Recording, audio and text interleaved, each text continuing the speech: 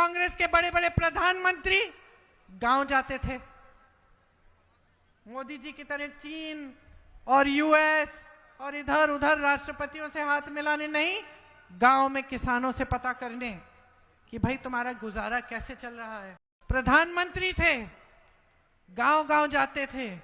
गांव में एक महिला ने कस के डांट दिया, ठीक है राजीव भैया, प्यार तो बहुत करते हैं आपसे, लेकिन वोट नहीं देंगे अगर हमारा नल नहीं लगेगा। ये थी मानसिकता। ये मानसिकता ही इस देश की राजनीति की नींव थी। और आज इस देश के प्रधानमंत्री आपके सामने आते हैं और फिजूल की बातें करते हैं। ना तुम्हारा धर्म बचाने का काम कर रहे हैं और ना तुम्हारा भविष्य बचाने का काम कर रहे हैं। मैंने वो भी मानसिकता देखी है कांग्रेस की सरकारों की, जिसमें कांग्रेस के बड़े बड़े प्रधानमंत्री गांव जाते थे। मोदी जी की तरह चीन और यूएस और इधर उधर राष्ट्रपतियों से हाथ मिलाने नहीं, गांव में किसानों से पता करने कि भाई तुम्हारा गुजारा कैसे चल रहा है, तुम कमा पा रहे हो खेती से, हम कुछ कर सकते हैं तुम्हारे लिए। मैं खुद गई हूं अपने पिताजी के पीछे पीछे, अमेठी के एक गांव में कस के डांट खाए। वो प्रधानमंत्री थे, सुनिए, 400 सीटों से आए थे सत्ता में, मोदी जी से ज्यादा। प्रधानमंत्री थे, गांव गांव जाते थे। गांव में एक महिला ने कस के डांट दिया और मैं घबरा गई। मैंने सोचा ये पिताजी को डांट रही है, मैं तो पिताजी से डरती थी क्योंकि बड़े पक्के थे वो, हम कुछ गड़बड़ करते थे तो डांट खाते थे खूब। और महिला डांट रही है गांव की, और मैं देख रही हूं कि भाई ये डर नहीं रही है, ये तो डांट रही है। किस लिए डांट रही थी?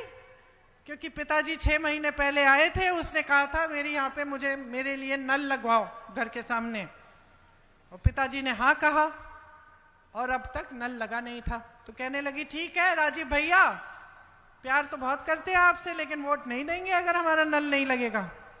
ये थी मानसिकता। और मैंने जब पिताजी से पूछा कि पिताजी वो तो महिला आपको डांट रही थी, आपको बुरा नहीं लगा? तो पिताजी ने कहा कि ये मेरा कर्तव्य है बेटी, और अच्छा लगा कि मुझे डांट पड़ी, क्योंकि इसका मतलब है कि इस महिला को अपने अधिकारों की समझ है, कि ये महिला समझ रही है कि ये सरकार, ये मंत्री, ये सांसद, ये प्रधानमंत्री उसके लिए काम करते हैं, वो समझ रही है। तो ये अच्छी बात है बेटा, इसमें घबराने की कोई बात नहीं है। ये एक समय की मानसिकता थी।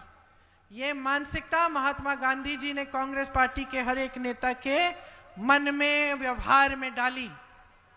ये मानसिकता ही इस देश की राजनीति की नींव थी। और आज इस देश के प्रधानमंत्री आपके सामने आते हैं और फिजूल की बातें करते हैं, आपके विकास की बात नहीं करते, आपकी नौकरियों, आपके रोजगार की बात नहीं करते, यहां महिलाओं की सुरक्षा की बात नहीं करते। क्या बात करते हैं? मैं सुन रही थी कल उनका भाषण, कैसे कैसे शब्द बोल रहे थे, कट्टा, दुनाली, गोली, फिरौती, रंगदारी, हत्या, अपहरण, खून की नदियां, ये बातें, ऐसी बातें करनी चाहिए इस देश के प्रधानमंत्री को? शर्म आनी चाहिए उनको। चुनाव का समय है, आपको बताएं कितने रोजगार दिए हैं 10 सालों में, आपको बताएं महिलाओं के लिए क्या किया है, उनको अपने पैरों पे खड़े होने के लिए क्या दिया है, आपको बताएं कि ये जो महिलाएं यहाँ पे खड़ी हैं, नौजवान, इनके लिए शिक्षा के लिए क्या किया है। यहाँ पूर्णिया में अस्पताल क्यों नहीं है? अच्छा, एम्स क्यों नहीं लगवाया? यहाँ 10 साल हो गए हैं, और आपकी बात करने के बजाय डर, भय फैलाने वाली बातें, आपका ध्यान भटकाने वाली बातें, कभी महिलाओं को बोलेंगे धर्म के आधार पर शपथ ले लो, और भाजपा को वोट दो। अरे भाई क्यों? क्या किया है आपके लिए भाजपा ने? मैं एक गांव में गई थी, वहां महिलाएं ने मुझे, महिला थी एक, मैंने पूछा ये बच्चे स्कूल नहीं जाते? कहा नहीं जाते। मैंने कहा क्यों? कहती है स्कूल नहीं है, पाठशाला नहीं है मेरे गांव में। मैंने कहा अच्छा, बिजली है? कहती है नहीं है। खंबा लगा था 10 साल पहले, अभी बिजली नहीं आई।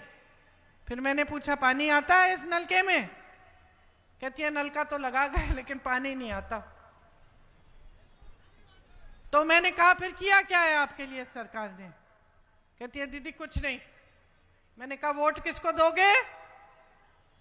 विधायकी का चुनाव था यूपी में। कहती है मैं भाजपा के विधायक को फिर से दे दूंगी। मैंने कहा फिर से क्यों दोगी? कहा क्योंकि मेरे घर आए थे, दुरदुरिया किया, प्रार्थना की हमारे साथ और हमसे शपथ खिलवाए हैं कि धर्म के नाम पर हम वोट देंगे। तो मैंने कहा ऐसे तुम वोट देती रहो धर्म के नाम पर, ना तुम्हारा धर्म बचाने का काम कर रहे हैं और ना तुम्हारा भविष्य बचाने का काम कर रहे हैं। तो मैंने उसको समझाया जागरूक बनो, इन बातों में मत पड़ो, जो तुम्हारे लिए काम करेगा उसके लिए अपना वोट डालो।